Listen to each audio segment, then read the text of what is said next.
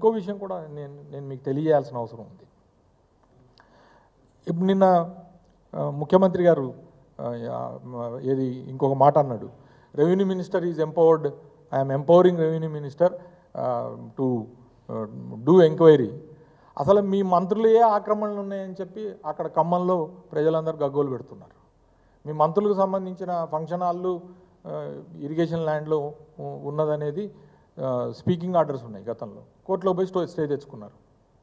ఇంకో మంత్రి గారి నివాసం ఉండే విల్లాలు వక్ఫ్ బోర్డులో ఉన్నాయని ప్రజలందరికీ తెలుసు. సో సరే, కానీ మీరు కూడా ఆదర్శంగా నిలబడండి. ఆదర్శం అంటారు కదా, ఆదర్శం నిలబడండి.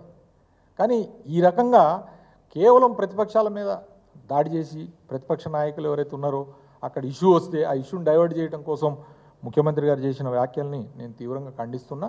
మళ్ళా కూడా చెప్తున్నా, ఇంచి ఆక్రమణ నాకు సంబంధించింది ఉన్నా కూడా నేను దేనికైనా సిద్ధం.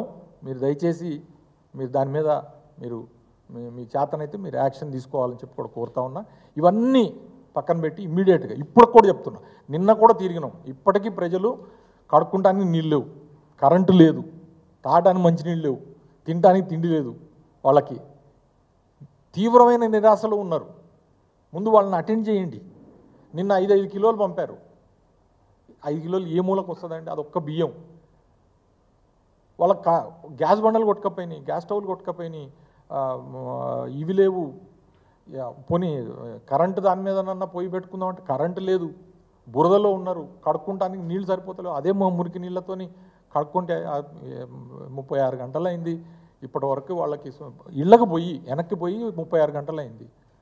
సో నా డిమాండ్ ప్రభుత్వానికి ఇమ్మీడియట్గా ఇప్పటికైనా సరే మీరు చలనం రావాలి, వచ్చి మీరు మునేరు నదికి శాశ్వత పరిష్కారం ఏదైతే రిటైనింగ్ వాల్ ఉందో దాన్ని నిర్మాణం చేయండి.